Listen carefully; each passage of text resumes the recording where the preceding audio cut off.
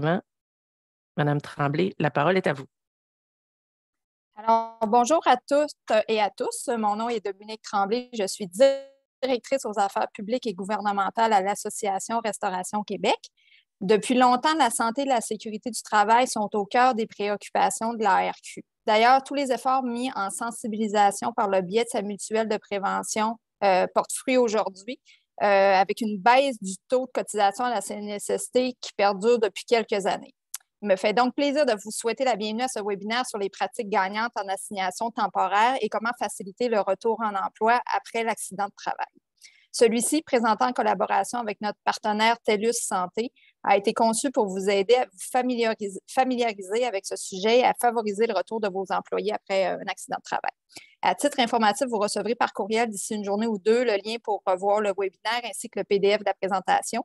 Le tout sera aussi disponible en ligne sur notre site Internet au www.restauration.org, section événements, puis dans webinaire.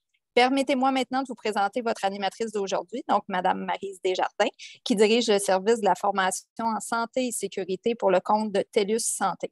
Elle est aussi membre du barreau, formatrice agréée par la Commission des partenaires du marché du travail. Elle possède 27 ans d'expérience en formation et a effectué plus de 8000 heures terrain en formation en entreprise, en conception d'activités de cyberapprentissage, webinaire et en support conseil auprès d'une clientèle diversifiée. Josiane Quintal est détentrice d'un baccalauréat en administration des affaires avec spécialisation en gestion des ressources humaines. Josiane travaille en gestion des réclamations de dossiers CNESST depuis près de 20 ans auprès d'employeurs du Québec, notamment dans l'industrie de la construction et dans le domaine manufacturier. Depuis quelques années, Josiane occupe un poste de conseillère principale gestion des réclamations dans le service mutuel de prévention de TELUS Santé. Je leur cède maintenant la parole pour faire leur présentation sur les pratiques exemplaires en matière d'assignation temporaire. Merci, Mme Tremblay, pour cette présentation-là. Voici le contenu vraiment en résumé de ce que Josiane va vous présenter, parce que c'est Josiane l'experte, c'est pas moi. Donc, Josiane, on va vous entretenir sur d'abord les avantages de l'assignation temporaire. C'est une activité de gestion en santé et sécurité qui est super importante, surtout pour ceux et celles qui sont Je sais qu'il y a plusieurs clients de TELUS Santé. Autrefois, Solutions Mieux-être LifeWorks, pour ceux qui nous connaissent mieux sous ce nom-là. Dans la salle, il y a aussi des employeurs d'autres mutuelles. Donc, en mutuelle de prévention, c'est une activité très importante aux yeux de la CNSST. Donc, on va en parler des avantages. Ensuite, on va regarder la mise en place ou la façon dont vous procédez lorsqu'arrive un accident au niveau de l'assignation temporaire.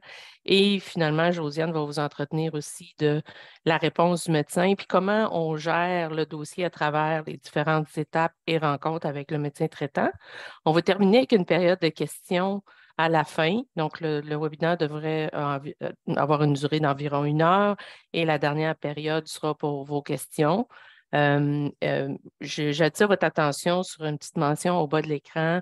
Ceci ne constitue pas un avis juridique. Évidemment, vous savez qu'on ne peut pas faire d'avis juridique, mais on a basé notre présentation principalement sur les politiques administratives à la CNSST et bien entendu, notre expérience en matière de gestion de dossiers des réclamations à la CNSST. Donc, je vais céder la parole à Josiane pour la première partie de votre webinaire. Merci et bon webinaire. Merci Maryse, bonjour à tous et merci de votre participation aujourd'hui. Pour la première partie du webinaire, on va parler un petit peu de la gestion d'une réclamation à la CNSST, donc quand il arrive un accident de travail. Je suis curieuse un peu de voir là, avec les participants qu'on a aujourd'hui, qui a de l'expérience, qui a dans sa carrière géré là, une assignation temporaire. Donc, si vous voulez utiliser peut-être la zone de clavardage, me répondre oui si vous avez déjà eu à gérer une assignation temporaire ou non si ce n'est pas quelque chose que vous avez déjà eu à faire dans le passé. Puis, on va pouvoir commencer la présentation avec la prochaine diapo.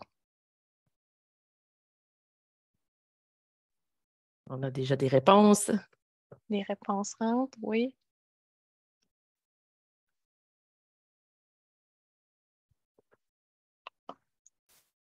Ah, quand même, c'est davantage des oui que des non. Donc, excellent, excellent.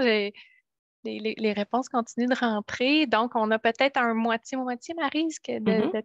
Oui, tu peux continuer. Excellent. Alors, on va y aller aujourd'hui avec où on situe l'assignation temporaire là, dans le cas d'un accident de travail. Quand il arrive un accident, il faut agir vite, il faut être prêt, il faut s'organiser à l'avance, avoir les bons outils. Ça veut aussi dire avoir une bonne politique d'assignation temporaire. J'attire votre attention au site de la RQ avec la section santé et sécurité où vous avez certains outils là, pour vous aider. Euh, Si vous êtes membre de notre mutuelle de prévention à ARQ, vous avez un conseiller dédié là, qui va vous appuyer dans la gestion du dossier, surtout à partir de l'étape 6. Mais bien sûr, là, dès qu'arrive une réclamation, vous avez l'appui là, de votre conseiller si vous êtes membre de la mutuelle. Donc, quand il arrive un accident, bien entendu, la première chose à faire, hein, c'est de fournir les premiers soins, premiers secours à votre employé qui est blessé. Quand cette étape-là est faite, on peut prendre quelques minutes selon la gravité de la lésion, là, on s'entend, pour faire la déclaration officielle de l'accident. Puis après ça, comment on s'organise pour mettre en place l'assignation temporaire rapidement? Bien, c'est ça qu'on va voir aujourd'hui avec les pratiques gagnantes du webinaire. Donc, quand on agit vite pour mettre en place l'assignation temporaire, bien, on a plus de chances d'avoir du succès puis que ça se passe bien là, pour faire accepter notre assignation temporaire par le médecin. Donc, il y a beaucoup d'avantages. On va les passer en revue également aujourd'hui, notamment pour le contrôle des coûts, là, bien entendu, quand survient une réclamation. On va pouvoir passer à la prochaine diapo pour définir qu'est-ce qu'on veut dire par assignation temporaire. C'est quoi une fonction temporaire? Donc, ça peut être vraiment le travail de l'employé blessé, mais qu'on adapte, par exemple, on permet à cet employé de continuer à faire son travail régulier, mais pas avoir de charge à lever.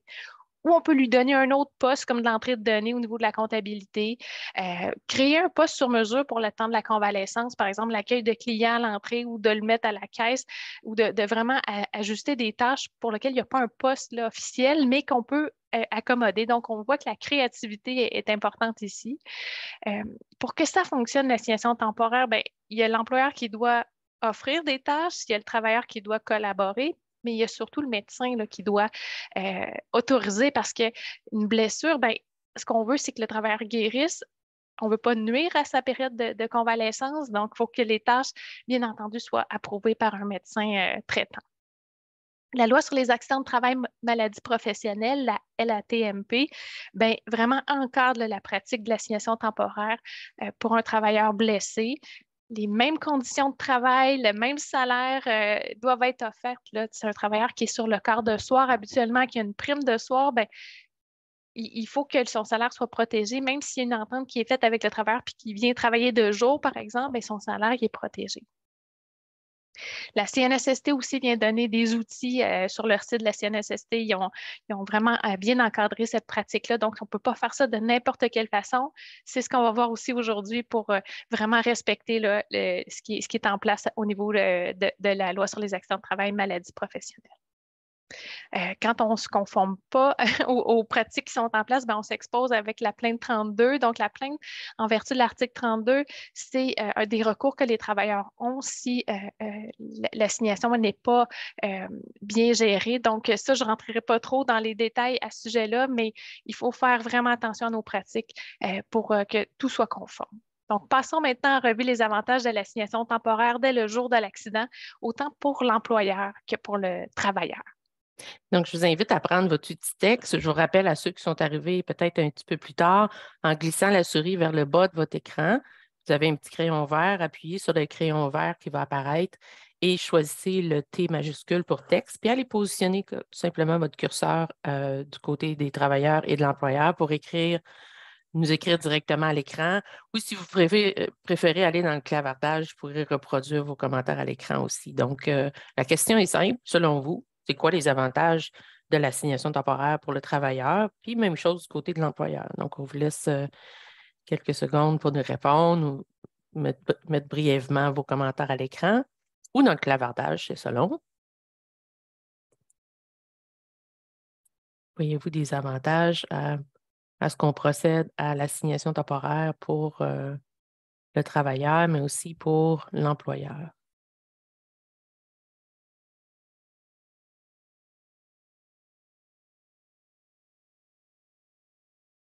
Aucun avantage que vous voyez? Oh, ça sent bien. Des fois, il y a un petit lag entre la façon dont, avant qu'on puisse voir apparaître les commentaires.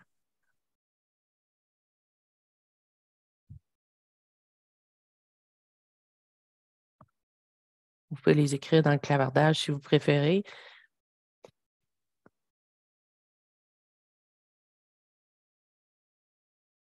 Donc, le premier commentaire, favoriser le rétablissement plus rapide. Oui.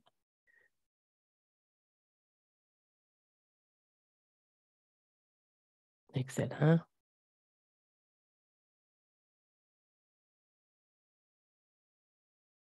Pour ceux qui viennent d'arriver, je vais vous promouvoir comme panéliste. Simplement accepter pour pouvoir aller rechercher les outils d'annotation.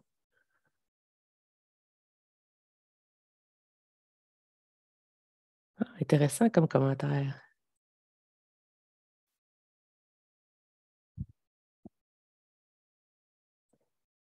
Josiane va te laisser reprendre va commenter Parfait. Bien, effectivement, vous avez des très, très bonnes réponses. Quand on prend l'exemple, par exemple, d'un sous-chef qui s'est brûlé à la main droite, il y a une assignation temporaire là, qui est autorisée pour 2 semaines. Puis en effectuant des tâches en assignation temporaire, ben, là, ça lui permet peut-être de faire d'autres postes à l'intérieur du restaurant, donc peut-être d'aller à l'accueil des clients du restaurant. Puis ensuite, quand il va revenir à son poste régulier, ben, peut-être qu'il va avoir une meilleure compréhension de ses collègues, de la réalité des autres postes de travail de l'entreprise. Donc, le retour au travail sécuritaire, ben ça reste un incontournable. Hein. On s'entend qu'on peut offrir des tâches, mais il faut que ça convienne à la lésion. Donc, on peut bien sûr penser à un bon retour au travail au niveau de l'avantage du travailleur. Ben, le fait de ne pas être euh, en arrêt, donc de rester au travail, de garder ses habitudes, sa routine, de revenir au travail dès le lendemain. Ça permet une meilleure réadaptation. On parlait de santé mentale. Hein, il y a un participant qui a marqué ça, c'est un excellent point. Donc, de ne pas être isolé à la maison, de rester, des fois, de ne pas avoir toute son attention concentrée sur la douleur peut-être qu'il peut ressentir. Ça fait partie aussi des avantages du travailleur là, d'être au travail. On dit d'éviter la chronicité. La chronicité, on veut dire que ça se prolonge dans le temps de façon anormale. Donc, on ne veut pas, pour une blessure, que ça prenne le double, le triple du temps parce que bon, la personne est en arrêt complet à la maison. Donc, de prévenir l'isolement, meilleure réadaptation, polyvalence, on parlait peut-être d'assigner d'autres tâches qui ne sont pas nécessairement dans la description du poste prélésionnel, mais par l'assignation temporaire, ben, cette polyvalence-là, ça ajoute bien sûr là, des qualifications à votre employé. Il demeure actif. Donc, c'est tous ces points-là qui font en sorte que, ben, pour le travailleur, il y a des avantages, mais pour l'employeur, on parlait tout à l'heure de réduire peut-être les frais, les coûts. Donc, les avantages pour l'employeur au niveau de l'assignation temporaire, ben, on continue de verser le salaire aux travailleurs, on limite l'impact financier. On sait qu'on va le voir un petit peu plus loin là, quand la CNSST verse du salaire aux travailleurs une indemnité de remplacement de revenus, ben, il y a un coût à ça. Aussi, les avantages pour l'employeur de l'assignation temporaire, on parle des fois des tâches, par exemple, d'inventaire. C'est des tâches qu'on n'a peut-être pas le temps au quotidien, ça roule tellement. Mais là, parce qu'on a quelqu'un qui est en assignation temporaire, ben, il peut peut-être faire du travail de recherche à l'ordinateur, de faire des tâches que finalement on remet à demain et qu'on peut peut-être améliorer la productivité des équipes parce qu'on a quelqu'un là, qui vient appuyer pour des tâches, là, peut-être, c'est ça, qu'on ne priorise pas au quotidien, mais qui doivent être faites. Là. On a un meilleur suivi de la lésion, assurément. Donc, quand le travailleur, ben, il va voir son médecin, après ça revient. Vous pouvez avoir des nouvelles de comment ça a évolué par rapport à la dernière visite médicale.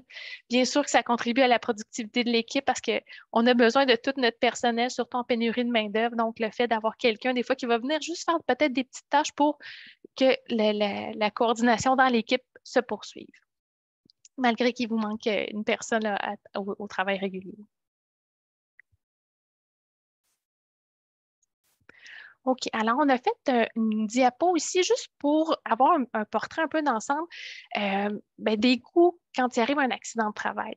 Donc, les indemnités de remplacement de revenus de la CNESST, c'est la partie qui coûte la plus chère dans un dossier CNESST. Le remplacement du salaire du travailleur par la CNESST va venir faire en sorte que le dossier va être vraiment coûteux ou non. Les autres coûts, bon, ça s'attribue à vos frais divers, là, comme les traitements, les honoraires de médecin, les frais de déplacement, etc. Le droit aux indemnités du travailleur blessé demeure tout au long du dossier. Donc, moi, ce que je veux vous dire là-dedans, c'est que le travailleur, il n'a pas à s'inquiéter de son revenu. Que ce soit l'employeur ou la CNESST, un travailleur blessé qui a un accident de travail au sens de la loi, ben, son salaire est protégé, là. Donc, ça, c'est c'est un incontournable. Donc, si vous avez de l'assignation, excellent, vous continuez de verser son salaire. S'il n'y a pas assez de tâches ou vous n'avez pas d'assignation temporaire de disponible, le travailleur a droit à ses indemnités. Quand on dit que la CNSST verse des indemnités aux travailleurs, c'est un peu un principe d'assurance. Hein? 1 $ versé aux travailleurs, mais combien ça vaut ça, ce dollar-là pour l'employeur? Vous voyez un peu à l'écran là, les chiffres. Des fois, selon le facteur de chargement, quand le dossier perdure dans le temps, bien, ce dollar-là peut valoir jusqu'à presque 4 $. Si vous êtes en mutuelle de prévention, bien sûr que tous les membres mutuels ont l'obligation comme membres d'offrir de l'assignation temporaire aux travailleurs blessés. Ça contribue à la performance de la mutuelle au final parce que le fait de maintenir le salaire du travailleur, bien, ça évite qu'il y ait des coûts supplémentaires là, qui doivent être assurés par la mutuelle de prévention. Je vous rappelle, avant qu'on passe à la prochaine partie, si vous avez des questions, n'hésitez pas à nous en faire part dans le clavardage. D'ailleurs, il y en a une question très pertinente. On est dans les impacts financiers. Je ne sais pas si tu peux te permettre de répondre tout de suite, Josiane. Comment Oui. ça fonctionne avec les employés à pourboire au niveau du salaire? Exactement. C'est une très bonne question. Des fois, on a des travailleurs aussi qui vont faire des grosses semaines avec beaucoup de temps supplémentaire. Donc, il faut toujours penser à la base salariale. Des fois, on va y aller avec une moyenne. Par exemple, un travailleur qui est à votre emploi depuis plusieurs années, bien, en moyenne, si on fait normalement en moyenne combien il fait par semaine pour bien déterminer sa base salariale, parce que ça peut aussi vous exposer à une plainte de la part du travailleur si vous ajustez pas bien sa base salariale. Donc, un employé à pourboire, bien, ça varie un peu d'une semaine à l'autre, mais si vous êtes capable de faire une moyenne ou si cet employé-là peut vous donner des informations sur la moyenne, par exemple, des 6 derniers mois, c'est comme ça qu'on va établir la base salariale qui va avoir le paiement de la période obligatoire s'il y a un arrêt de travail au début. Mais pour dire au cadre d'assignation temporaire, bien, une semaine moyenne, ça lui donnait tel montant en général. Puis ça s'explique bien tant aux travailleurs à la CNESST pour partir là, du bon pied parce qu'effectivement, ça peut créer des fois des frustrations parce que si le travailleur se blesse un moment, peut-être c'était une de ses plus grosses semaines de l'année versus une de ses plus petites, pour pas qu'il y ait d'injustice, on y va avec une moyenne. Merci, on va continuer. N'hésitez pas en cours de route. Hein, si vous avez des questions, mettez-les dans le clavardage. Si on n'est pas encore rendu à ce thème-là, on va y revenir à la fin, assurément. Donc, n'hésitez pas à nous poser des questions. On est là pour vous aujourd'hui. Donc, Josiane, je te laisse continuer. Parfait. Alors, on continue. Donc, on arrive vraiment dans le vif du sujet là, avec la section du webinaire pour la mise en place de la procédure d'assignation temporaire dans votre entreprise. On va regarder un peu les formulaires qu'on peut utiliser. Il y a eu vraiment beaucoup de changements là, dans la dernière année par rapport à ça et les rôles de chacun, la communication aussi dans vos équipes de travail de votre procédure. Là. Alors, si... Oui, avant de commencer, justement, dans ces thèmes-là, j'aimerais que vous preniez le temps de nous écrire. Avez-vous déjà des tâches? Josiane, je pense que vous posez la question en début de webinaire. Quelles seraient les tâches qu'on pourrait attribuer en assignation temporaire dans un restaurant? Donc, allez-y. Ceux qui ont déjà des tâches en place, qui ont déjà une liste de tâches, n'hésitez pas à nous écrire ça à l'écran. Ceux qui n'en ont pas, ben, c'est le temps d'apprendre aussi des autres. On était un groupe très varié, donc c'est intéressant d'avoir des exemples de nos pairs. Donc, encore une fois, vous pouvez utiliser l'outil texte pour aller écrire directement à l'écran vos suggestions si jamais quelqu'un se blesse autant dans la cuisine que dans le service en salle ou à l'accueil, peu importe, ou à la livraison aussi, si vous avez des livreurs, dépendamment de votre type de resto. Donc, allez-y, écrivez-nous des exemples. On en a un premier ici à l'écran, mais plus on en a, plus on a d'exemples, mieux c'est. Ceux qui veulent utiliser le clavardage, allez-y aussi de ce côté-là, pas de problème. Donc, intéressant. Prise d'inventaire, oui. Je vais les tasser pour laisser de la place.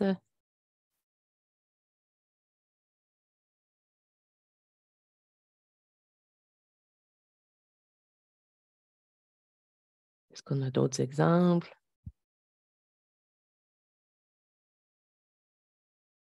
Souvent, on mentionne à nos clients, ayez au moins quelques tâches. Josiane, dans ta pratique, habituellement, tu leur recommandes d'avoir combien de tâches environ dans leur liste pour être plus efficace? Bien, c'est sûr que ça va dépendre de votre type d'entreprise, mais on réfère souvent, là, c'est ça, à 3-4 tâches certainement là, dans la proposition 1 qui peuvent vraiment faire une différence au niveau ben, de maximiser ce que vous êtes en mesure d'offrir comme tâches qui peuvent aider votre organisation là, quand un travailleur se blesse.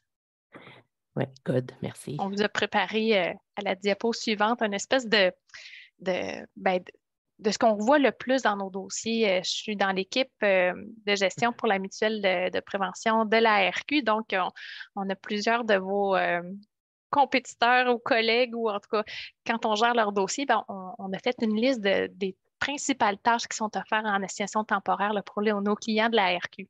Oui, je vais juste enregistrer la page pour qu'on puisse la diffuser après. Et je vais passer à la prochaine. Je vais effacer les commentaires pour pouvoir passer à la prochaine page. Voilà. Donc, on reprend un peu ce que vous avez donné, comme vous avez donné des excellentes réponses. Mettre à jour les menus, s'occuper des tâches d'inventaire, faire des tâches de préparation, tout ce qui est accueil de vos clients, de vos visiteurs, les prises d'appel, prises de commandes. Donc, il y a beaucoup de tâches qu'on peut offrir.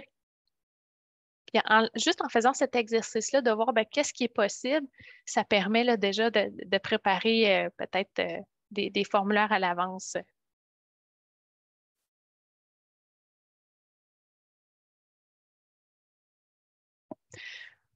Alors, pour la section suivante, on a un nouveau formulaire qui est en fait rendu obligatoire par la CNSST depuis le mois d'octobre dernier, donc dans le cadre de la modernisation de la loi. La CNSST rend obligatoire l'utilisation d'un formulaire unique. Donc, si vous aviez déjà des formulaires maison ou on a vu beaucoup de choses dans les dernières années, bien, tout ça, on met ça de côté, puis on utilise le formulaire de la CNSST qui a maintenant 3 pages avec toutes les sections, là, vous les voyez à l'écran. On va les passer en revue juste pour démystifier un peu le formulaire. Puis vous allez voir, une fois qu'on connaît la nouvelle mécanique, ben, c'est quand même en fait complet. Donc, on s'assure, peu importe la situation, ben, qu'on va avoir quelque chose à proposer, à faire autoriser par le médecin.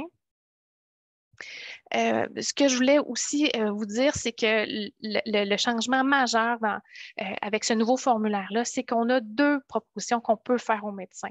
La proposition 1, si elle est refusée, le médecin est obligé de se prononcer sur la proposition 2. Donc, ça, c'est la grosse nouveauté. Et aussi d'informer la CNSST sur comment vous allez payer le travailleur en assignation temporaire. Donc, dès que le formulaire est envoyé à la CNSST, vous avez l'option de mentionner de quelle façon vous voulez payer le travailleur. Donc, c'est les gros changements.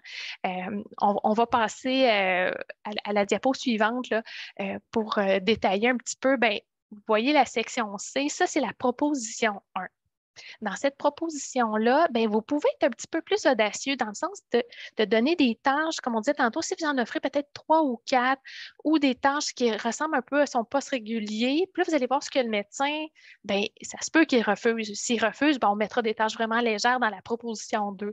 Mais là, dans la proposition 1, dans cette case-là, ce qu'on a en tout cas mis sur pied, qui fonctionne bien pour nos clients, c'est de peut-être y aller avec, au lieu de donner des tâches, peut-être pour le premier formulaire, là, le travailleur vient de se blesser, d'avoir un formulaire pré-rempli où le médecin viendrait vous dire, ben, c'est quoi exactement qu'il faut faire attention? Est-ce que c'est par rapport au poids? Est-ce que c'est par rapport au mouvement, aux limitations? Donc, le fait de le pré-remplir, ce formulaire-là, ben, ça vient nous indiquer un petit peu plus qu'est-ce que le médecin veut qu'on fasse attention. Puis après ça, peut-être pour le formulaire 2, la prochaine consultation médicale, là, vous donnerez des tâches qui sont très concrètes, là. Mais ça, c'est une astuce qu'on a développée de dire, bien, on le prépare à l'avance. Comme ça, bien, peu importe le type de lésion, le médecin nous dira, OK, attention, il faut qu'il soit toujours assis, par exemple, puis on personnalisera plus le deuxième formulaire. Vous voyez dans la section D, bien là, c'est la section au niveau de la proposition 2. Fait que là, souvent, on va être très, très conservateur pour celle-là pour s'assurer qu'on ait un formulaire autorisé. Donc là, si vous avez donné des tâches peut-être un petit peu plus physiques dans la proposition 1, puis là, le médecin la refuse, bien, il va être obligé de se prononcer sur la proposition 2. Donc là, vous pouvez vraiment y aller avec les tâches là, plus traditionnelles au niveau assis, debout, plus des tâches de bureau là, à ce moment-là, très légères, sans aucune charge à lever, là. Parce qu'au final, ce qu'on veut, c'est d'avoir l'autorisation du médecin. Alors là, voici notre section le pré-rempli. Alors, c'est un outil que vous pouvez utiliser. De peut-être copier ou coller dans le formulaire. Là. Le formulaire obligatoire est disponible sur le site de l'ARQ. Il est disponible sur le site de la CNSST, c'est certain, mais l'ARQ vous l'a mis disponible là, si vous êtes déjà sur le site. Vous pouvez utiliser cette diapo-là pour vous inspirer, pour peut-être pré-remplir un formulaire qui sera déjà imprimé. Comme ça, si un travailleur se blesse et doit quitter le lieu de travail pour aller voir son médecin, bien, il y aura le document avec lui à proposer. Vous voyez, là, comme on le disait tout à l'heure, pour la proposition 2, regarde, on est allé vraiment là, avec les tâches de bureau traditionnelles. Là, on en a essayé de tout prévoir là, pour que, au final, ben, ça soit autorisé. La deuxième nouveauté là, qu'on veut absolument vous parler aujourd'hui, c'est au niveau de la rémunération du travailleur.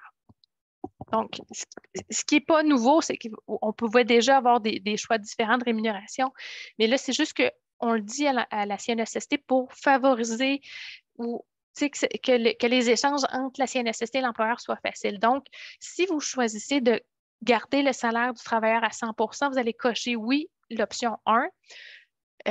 Si vous cochez l'option 2, c'est-à-dire que vous voulez payer seulement les heures travaillées. Il y a des fois, il y a des assignations temporaires, ça va dire, OK, le travailleur peut venir 3 fois 4 heures par semaine. En cochant l'option 2, bien là, vous dites à la CNSST, moi, je paye les heures travaillées, puis je laisse la CNSST assurer la différence, toujours en ayant en tête de garder que le travailleur ne s'inquiète pas pour sa source de revenus, mais c'est une façon différente d'assurer le salaire, d'assurer le remplacement de revenus là, du travailleur pendant la convalescence. Je veux porter à votre attention, il y a une petite section là, en italique qui s'est marquée note. Donc, l'employeur peut demander la modification de l'option choisie une fois pour une même assignation temporaire. Donc là, quand on a vu ça la première fois dans nos équipes de travail, on s'est demandé bien, comment interpréter ça? Est-ce que c'est juste une fois en cours de dossier qu'on peut changer la façon de rémunérer le travailleur? Mais ce qu'on voit depuis le mois d'octobre dans notre pratique, c'est que la CNSST va être vraiment flexible. Donc, si vous commencez, vous choisissez par exemple l'option 1, puis en cours de route, vous modifiez, la CNSST va s'ajuster avec votre mode de rémunération. Donc, au début, ça va l'air un petit peu inquiétant de dire, ben, si je garde le salaire à 100 % puis le dossier dure vraiment très longtemps dans le temps, est-ce que je vais être capable d'assumer ce salaire-là? Mais ce qu'on voit dans la réalité, en tout cas jusqu'à maintenant, c'est que si vous changez votre option salariale, c'est accepté par la CNSST. Donc, une travailleuse qui fait habituellement, par exemple, 3 jours par semaine puis qui reçoit des pourboires, ben, on fait comment pour le salaire en assignation temporaire? Comme on le disait tout à l'heure avec la question d'un des participants, c'est de déterminer toujours la base salariale avec une moyenne des gains au courant des derniers mois. C'est la bonne pratique de faire la moyenne quand vous avez un doute, là, puis surtout un travailleur qui a des variations dans son salaire là, d'une semaine à l'autre.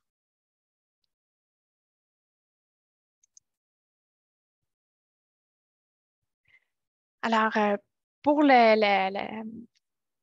fait, pour valider l'assignation temporaire, pour qu'elle soit conforme, on doit avoir un médecin qui vient nous confirmer si toutes les tâches qui sont offertes, est-ce qu'elles sont réalistes? Est-ce qu'elles sont sans danger pour la santé, la sécurité, l'intégrité physique, psychique du travailleur? Est-ce que ce sont des tâches qui sont favorables à la réadaptation? Il faut absolument avoir les 3 cases cochées oui pour que l'assignation temporaire puisse être mise en place. Donc, ça, c'est ce que la CNSST nous exige comme obligation. Donc, chaque fois que le travailleur va voir le médecin, il doit apporter le nouveau formulaire puis le faire compléter. Donc, le formulaire qui est autorisé à la première consultation médicale n'est pas bon pour toute la durée du dossier. Il faut vraiment à chaque fois en refaire un nouveau pour voir, avec l'évolution de la lésion dans le temps, est-ce que le travailleur peut faire d'autres tâches? Est-ce qu'il y a des ajustements que le médecin voudrait porter à notre attention? Puis il y a une section, là, vous voyez ensuite, juste en bas des cases, bien, le médecin peut des fois venir donner son avis ou porter une attention particulière. Là, on le voit notamment quand on a une blessure, par exemple, à la main droite. Bien, là, le médecin, des fois, va le remarquer en gros, là, ne pas utiliser la main droite ou le membre supérieur droit. Là. Donc, ça, c'est des informations que le médecin peut venir compléter. Il y a l'espace pour le faire dans le formulaire. Peut-être qu'il y a des gens qui ne sont pas familiers avec la limitation fonctionnelle temporaire ici. Là. Peux-tu donner un exemple, peut-être, dans le contexte? Bien, c'est ça. Une limitation fonctionnelle temporaire, c'est quelque chose, un mouvement, une tâche que le travailleur ne peut pas faire le temps de la convalescence. Des fois, à la fin de la lésion, il peut y avoir une limitation fonctionnelle permanente, mais là, quand on est en cours de dossier, le travailleur continue de recevoir des soins. Donc, en principe, il y a de l'amélioration. La limitation fonctionnelle temporaire, bien, ça va juste être un mouvement ou une tâche que le travailleur ne peut pas faire actuellement, puis ça peut être changé à la prochaine fois. Donc, un exemple, ça va être, par exemple, de ne pas lever de charge de plus de 5 kilos avec le membre supérieur droit, par exemple. Ça pourrait être un exemple de limitation fonctionnelle temporaire. Puis, le rendez-vous suivant, bien, peut-être que cette limitation-là, elle ne sera même plus dans le portrait parce que ben, le travailleur a pris du mieux avec les traitements de physio, il s'est renforcé. Et puis là, ben, cette limitation-là n'existe plus à la prochaine visite médicale, par exemple.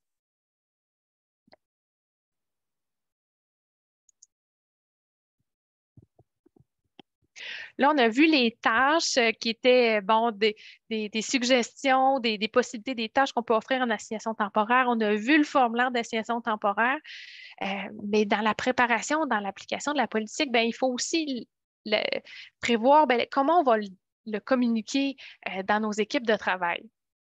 Donc, c'est quoi vos attentes en matière d'assignation temporaire là, comme gestionnaire avec votre équipe? Si vous avez un accident de travail demain matin, c'est quoi vos attentes? Est-ce que vos équipes, votre personnel de supervision est avisé? Vos employés, pardon, est-ce qu'ils savent que vous avez des tâches à offrir en assignation temporaire? Qu'il y a un formulaire de disponible pour eux?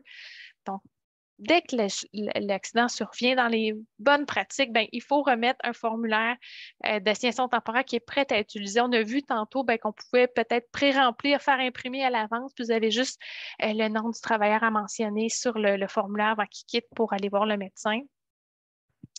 Est-ce que ben, au niveau de la conciliation des horaires de traitement versus les horaires d'assignation temporaire, des fois, vous allez vous retrouver avec un travailleur qui a besoin d'aller 3 ou 4 fois par semaine, soit en physio ou ergo, des fois les deux. Est-ce que vous assumez le salaire quand le travailleur part en physio? Vous devez le libérer, ça c'est certain, pour ses traitements, mais comment vous conciliez l'horaire? C'est des questions qu'il faut avoir réfléchi à l'avance. On va avoir des employeurs qui vont, par exemple, demander aux travailleurs de venir en assignation temporaire le matin, puis l'après-midi d'être libérés pour ces traitements de physio-ergo, etc. Donc, de prendre cette entente-là, ça évite qu'un travailleur prenne ses rendez-vous. Des fois, ce n'est pas nécessairement de mauvaise foi, mais la clinique de physio lui donne des rendez-vous à 11 heures le matin, en plein milieu de la journée, ou des horaires qui, en fait, favorise pas le maintien de l'assignation temporaire versus les traitements. Donc, c'est des détails comme ça, mais en sachant que c'est des choses qui sont possibles, que les cliniques de physio, en général, accommodent bien les travailleurs qui sont en assignation temporaire. Bien, ça permet de coordonner tout ça puis qu'il n'y ait pas de frustration de part et d'autre parce que les attentes ont été nommées et que c'est clair pour tout le monde, là. Puis, qui s'en occupe au travail dans votre entreprise? Est-ce que c'est le superviseur qui va faire le suivi d'un rendez-vous à l'autre ou de donner un nouveau formulaire d'assignation temporaire au travailleur avant sa prochaine visite médicale? Donc, de bien coordonner tout ça, bien, ça prend quelqu'un qui est responsable et qui fait les suivis. Quand le travailleur revient, qu'est-ce qu'on fait avec les instructions du médecin? Ça va être le sujet de notre dernière section là, pour le webinaire. Avant qu'on continue là-dedans, j'ai envie de poser une question pour dans le clavardage. Si vous voulez répondre dans le clavardage, oui ou non. Est-ce que vous avez déjà une méthode qui est implantée chez vous pour l'assignation temporaire ou pas? Peut-être nous répondre oui, on a une procédure ou non, on n'a pas de procédure à suivre lorsqu'il arrive une blessure ou un accident. Peut-être nous répondre dans le clavardage. On va considérer vos réponses là, en même temps. Non? Ah, OK. Bon, la section-là va vous être utile. Est-ce qu'il y a d'autres personnes qui ont une méthode déjà implantée ou une procédure? Vous pouvez utiliser le clavardage pour me répondre directement. Ceux qui n'ont pas encore ouvert le clavardage, c'est en bas de votre écran, le petit nuage chat. Oui, mais elle doit être renforcée plus. Ah ben oui, ça c'est comme un éternel perfectionnement. Je pense que Josiane doit être d'accord avec le fait qu'il faut qu'on s'adapte tout le temps avec l'évolution de notre milieu de travail aussi. Oui, exactement, avec le milieu de travail, avec aussi la condition du travailleur qui peut bouger dans le temps, dépendamment de la gravité de la lésion, des soins qui sont recommandés par le médecin. Euh, il faut s'ajuster, donc il faut rester flexible, il faut rester créatif. C'est pour ça qu'aujourd'hui, on vous donne un petit peu toutes les options, mais bien sûr que ça prend un suivi rigoureux parce qu'à chaque visite médicale, on peut avoir, pas des surprises, mais il peut y avoir de l'évolution, donc il faut s'ajuster. Quand on remet le formulaire au travailleur, il faut que ça soit très clair parce que je le vois là, malheureusement chez certains employeurs. Ben là, des fois, le travailleur ne remet pas le formulaire à son médecin. Donc, c'est pas optionnel, c'est obligatoire. Si le médecin veut que le travailleur soit en arrêt de travail, il n'y a pas de problème, il va le signer quand même, le formulaire, puis il va cocher non. Fait que là, ça nous assure comme employeur que le médecin est avisé qu'on a des tâches à offrir, mais que malheureusement, l'état de santé du travailleur ne permet pas pour l'instant qu'il revienne en assignation temporaire. Donc là, c'est une petite nuance au niveau relations de travail. Des fois, on a des travailleurs qui collaborent super bien, des fois, ils ne comprennent pas nécessairement toujours dans quel cadre on fait l'assignation temporaire. Donc, quand vous remettez un formulaire au travailleur, c'est important qu'il comprenne bien qu'il doit vous le rapporter signé. Donc, si le médecin accepte ce que vous avez proposé, génial, on peut mettre l'assignation temporaire tout de suite en place. Bien sûr, on l'a marqué dans notre petit encadré, il faut respecter les instructions. Un employeur, par exemple, qui ne respecterait pas les instructions du médecin, ça fait en sorte que le travailleur là, pourrait refuser de venir en assignation temporaire. Ça pourrait vraiment compliquer les relations. Donc, on n'est pas médecin, ni le travailleur, ni l'employeur. Des fois, c'est des travailleurs qui veulent bien faire puis qui veulent en faire plus que ce que le médecin dit. Mais comme employeur, vous avez vraiment un rôle de supervision. Il faut respecter les limitations parce que ça va permettre une guérison plus rapide. C'est ce qu'on souhaite là, dans un dossier. Si le médecin refuse l'assignation temporaire, des fois, on va simplement revoir un peu notre stratégie en prévision de la prochaine visite médicale. Quand l'assignation temporaire est refusée, l'arrêt de travail est autorisé à ce moment-là. Donc, on pense à ce qu'on pourrait donner comme tâche avant la prochaine visite. Souvent, une des bonnes pratiques, c'est d'impliquer le travailleur, de voir ce qu'il se sent capable de faire et d'en discuter avec lui pour mettre en place peut-être d'autres tâches, faire une autre proposition. Mais bien sûr qu'on n'arrête pas parce qu'on a un refus qu'il faut arrêter de fournir le formulaire d'assignation temporaire. Il faut le faire avant chaque visite. Donc, une fois le formulaire légal signé par le médecin, là, on a une discussion avec le travailleur de vraiment confirmer c'est quoi les tâches qui ont été acceptées, hein, parce qu'on a vu qu'on a deux propositions pour pas qu'il y ait de confusion de ce que le médecin a accepté, d'établir l'horaire de travail et l'horaire de traitement. Cette simple rencontre-là va faciliter le quotidien, puis vos attentes aussi. Là, comme on disait, si vous avez du travail pour toutes les avant-midi, on s'attend que le travailleur soit là les 5 avant-midi puis qu'il est libéré l'après-midi. C'est l'entente que vous allez avoir avec votre employé blessé. Puis de proposer une rencontre avec le travailleur avant la prochaine visite médicale. Tu sais, des fois, les médecins vont mettre ça pour 30 jours ou pour dans 3 semaines. Quelques jours avant la prochaine visite médicale, de rencontrer le travailleur, de voir comment ça a été l'assignation, d'avoir cet échange-là avec lui pour éviter que le travailleur, se plaigne à son médecin ou qu'il revienne avec un arrêt de travail après la prochaine visite parce qu'il y avait eu des contraintes en assignation qui n'ont pas été adressées avec la direction. Donc, c'est pour éviter ces situations-là qu'on vous suggère vraiment d'avoir ces échanges-là avec votre employé blessé pour faciliter les transitions. Si je peux me permettre, oui. Josiane, j'ai une question en privé. Est-ce que le travailleur peut refuser l'assignation temporaire? Parce que tantôt, tu disais oui. Favoriser la collaboration, c'est vrai, c'est une bonne pratique, mais dans quel cas il peut refuser, dans quel cas non? C'est ça. On a des travailleurs, des fois, qui vont venir contester l'assignation. Ça, c'est des cas vraiment extrêmes où ils viendraient dire qu'ils n'ont pas les capacités de travail.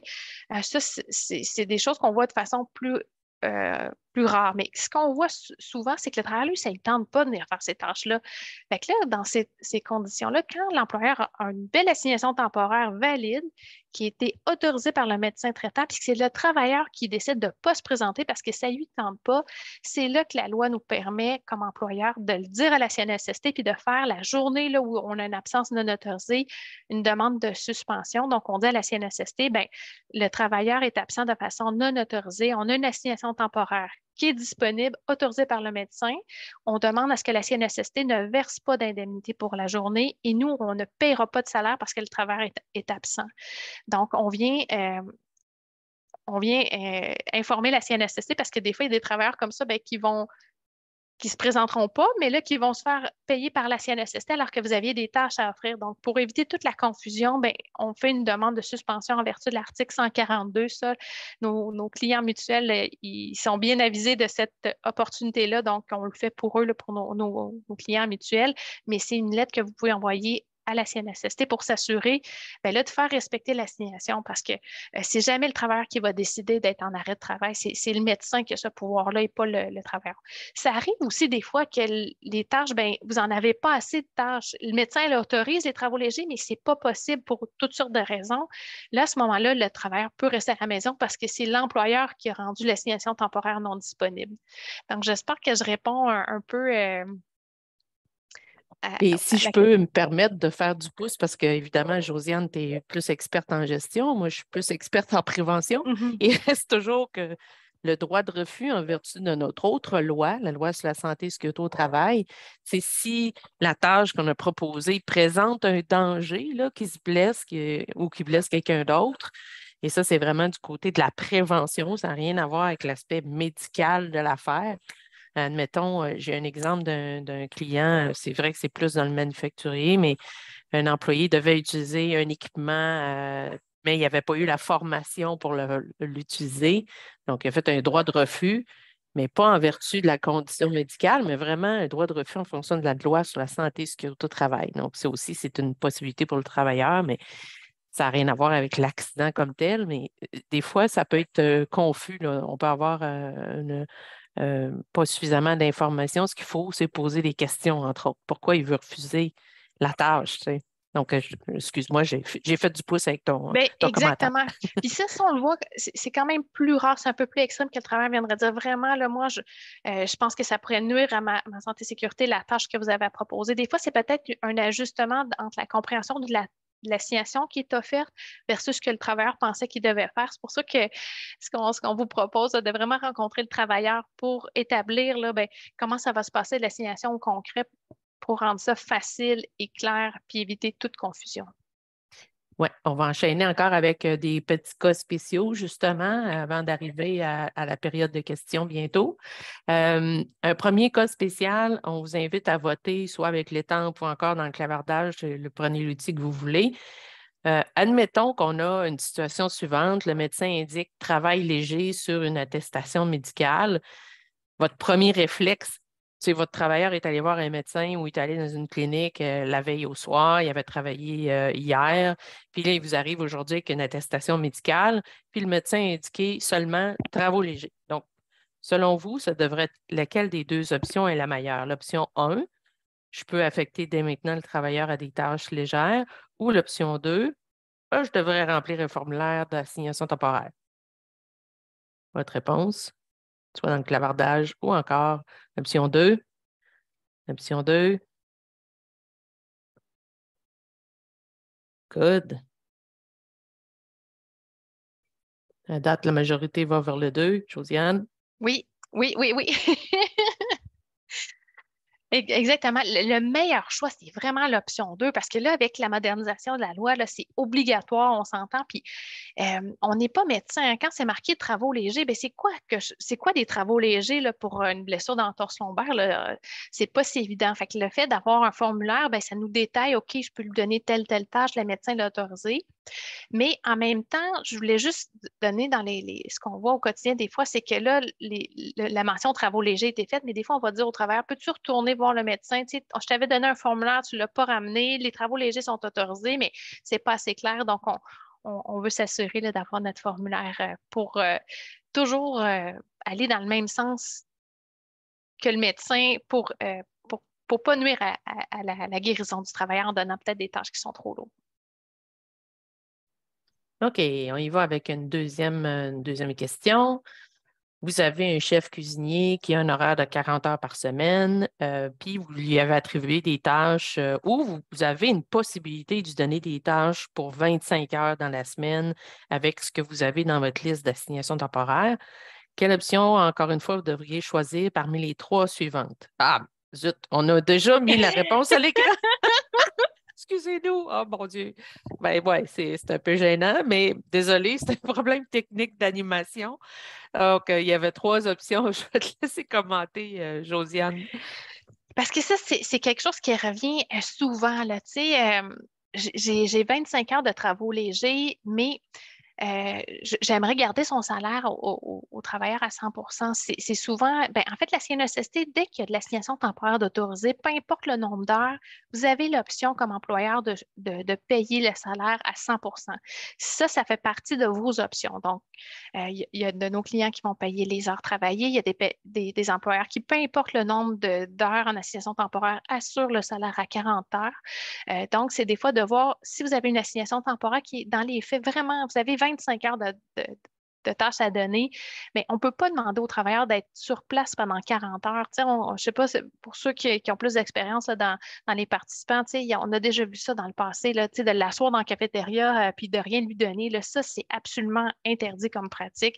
Il faut que ça soit une vraie assignation parce que le travailleur n'est pas obligé de faire ça. Il peut le contester, dire à la CNSST, ils n'ont pas de tâches à me donner. Donc, c'est de faire le choix comme employeur. OK, j'ai des tâches, j'en ai pas à temps plein, mais je garde son salaire à temps plein. Ça protège le travailleur au niveau de sa source de revenus. Lui, il a son salaire, puis en même temps, ben, on limite le coût. On évite que des indemnités puis des frais additionnels soient portés à notre entreprise. C'est pour ça qu'on garde le salaire à 40 heures. Donc, c'est les choix que vous avez. La meilleure option, ben, c'est l'option 2 parce qu'on garde le salaire à 100%. Good, merci. Encore une fois, désolée pour ce problème technique. Je te laisse commenter nos bonnes pratiques, Josiane. Exactement. Donc, le message, en fait, ce qu'on veut que vous reteniez, c'est de comment on peut retirer le plus d'avantages. C'est quoi les avantages pour le travailleur, les avantages pour l'employeur, de mettre ça positif. Un accident de travail, bien, ça impacte plusieurs personnes. Ça impacte bien sûr la personne qui s'est blessée, sa famille, votre organisation, les équipes de travail. Donc, pour les pratiques gagnantes, quand il arrive un accident, ben, c'est l'assignation temporaire. Donc, de communiquer vos attentes, votre politique, que ça soit clair pour tout le monde. Je pense que c'est la meilleure chose, qu'il y ait quelque chose aussi qui soit fait en amont. Donc, avant que l'accident soit arrivé, que vous avez juste peut-être des fois, ça peut être une pause santé-sécurité où vous parlez de ça, des options, que s'il arrive un accident demain matin, ben, on a des tâches à vous offrir, on veut vous garder au travail. Donc, de communiquer ces attentes-là, ça évite que, ben, sur le coup, l'accident est arrivé, on est tous des fois un peu en panique, on est en mode urgence, ben, qu'on a déjà des choses d'implanter au travail. Donc, de faire contribuer l'équipe aussi pour un encadrement uniforme, ben, qu'il y ait une personne vraiment qui soit responsable pour les suivis, que votre équipe de supervision soit avisée quand il y a des instructions qui sont données par le médecin, elles doivent être appliquées et elles doivent être respectées. Aussi, de faire participer les travailleurs dans le choix des tâches, comment ça a été l'assignation dans les 2 dernières semaines? Comment tu vois ça pour l'avenir de les impliquer? Bien, des fois, ils peuvent peut-être bonifier ou de voir des opportunités que peut-être vous n'aviez pas vues. Donc, le travail de collaboration avec toutes les parties prenantes, c'est essentiel. Agir rapidement, on l'a dit plusieurs fois là, pour favoriser la réadaptation. Et la réduction des coûts, là, ça, c'est incontournable. Attribuer une activité productive et positive aux travailleurs, d'utiliser ce temps particulier. Des fois, ça peut être 2 semaines, 3 semaines, 4 semaines. Ben, de donner l'opportunité aux travailleurs blessés peut-être d'apprendre d'autres compétences dans votre organisation puis de rendre l'expérience le plus positif possible dans les circonstances. Ajuster votre proposition, la liste de tâches selon la lésion.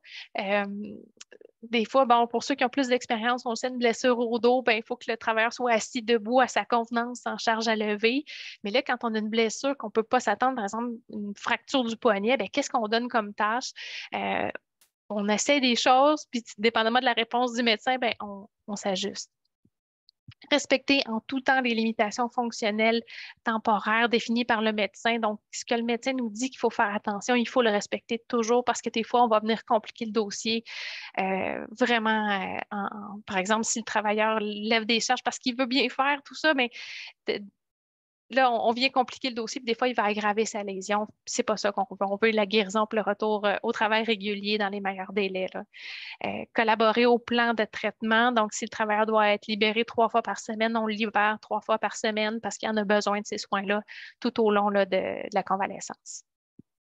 Si je peux me permettre d'ajouter une autre chose aussi, je veux revenir sur attribuer une activité productive et positive. Il faut être prudent aussi parce que, tu sais, tantôt, Josiane, tu mentionnais l'exemple d'asseoir quelqu'un dans une salle à rien faire.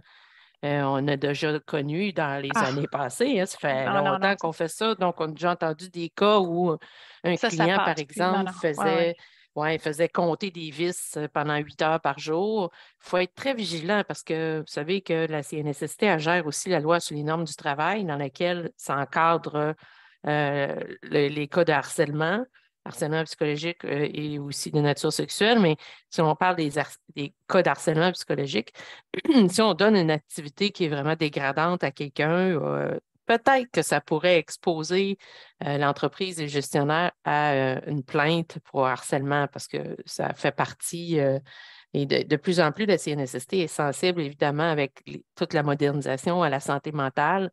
Donc, attribuer une tâche qui est positive et qui contribue à l'équipe, ça vous expose moins à des risques de plainte pour harcèlement pour des tâches qui sont plus dégradantes comme telles. Parce que dans la définition de harcèlement, c'est donner une tâche qui serait plutôt dégradante. Ça peut. Il faudrait voir dans les faits si ça correspond à la définition de harcèlement, évidemment, mais ça peut vous exposer à ça. C'est ce que je voulais ajouter comme commentaire. Alors, je pense qu'on a fait le tour. On arrive à la période de questions, quelques minutes avant la fin de notre webinaire. On est un petit peu d'avance, mais quand même, on a vu les 3 grands thèmes aujourd'hui. On a vu ensemble les avantages tant pour l'employé que l'employeur. On a vu des étapes pour la mise en place de la procédure comme telle en entreprise et qu'est-ce qu'on fait avec les réponses du médecin. Est-ce que vous avez des questions à nous soumettre, soit dans le clavardage ou encore vous pouvez aussi ouvrir votre micro pour nous poser directement la question si vous préférez, il n'y a pas de souci. Donc, avez-vous des questions pour nous? On a encore du temps, évidemment, pour répondre à vos questions par rapport à l'un ou l'autre des thèmes.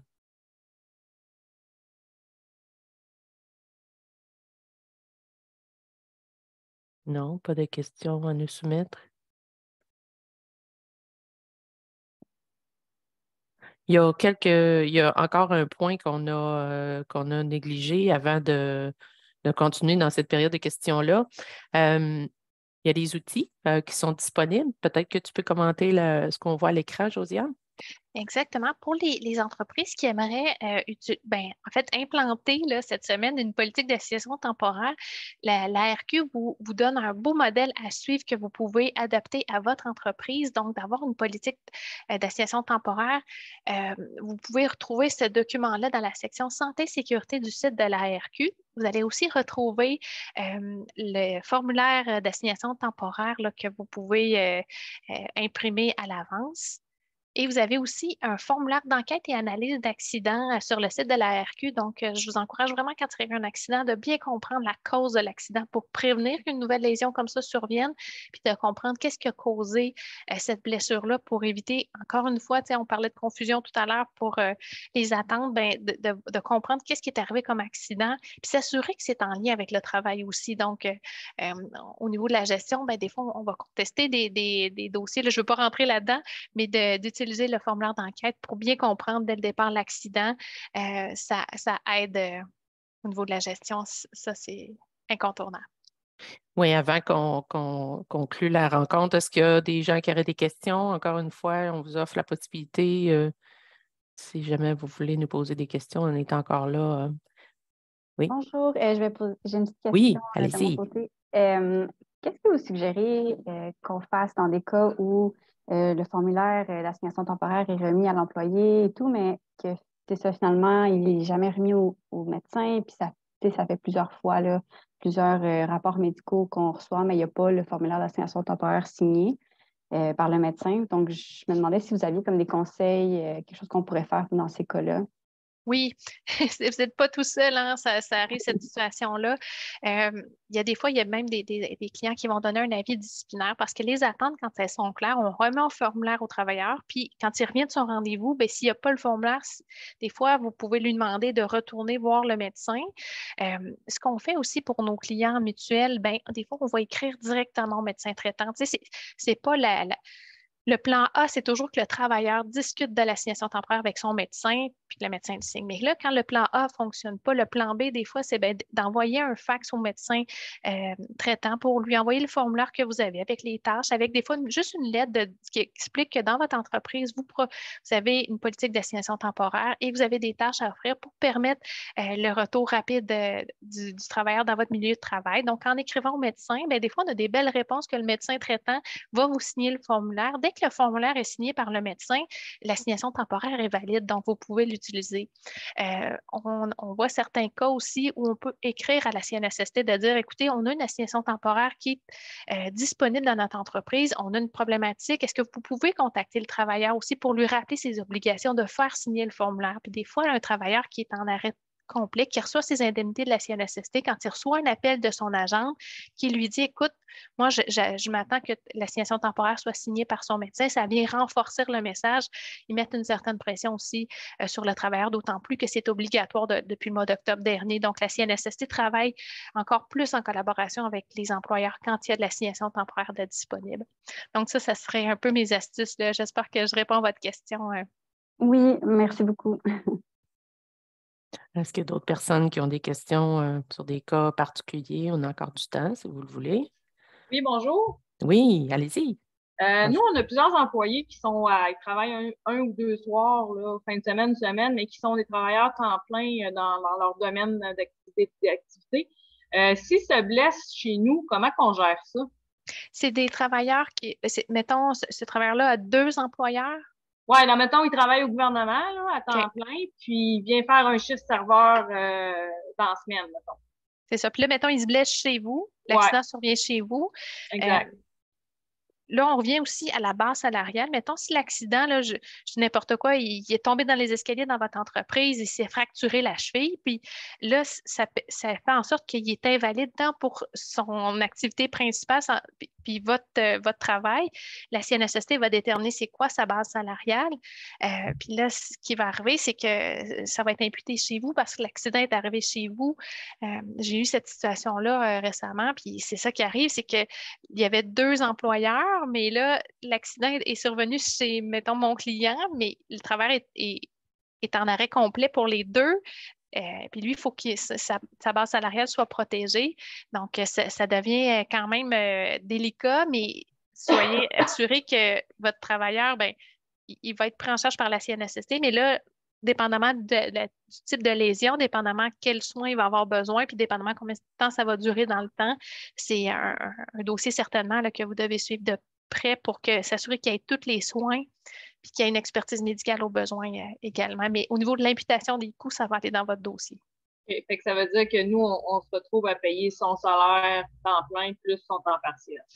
Parce que c'est sa base salariale, c'est que à moins la situation où peut-être, mettons, il ne pourrait plus venir travailler chez vous, mais il y a encore, par exemple, parce qu'il fait du télétravail, puis il peut faire du travail de bureau, s'il n'y a pas de perte salariale par rapport à son emploi numéro 1.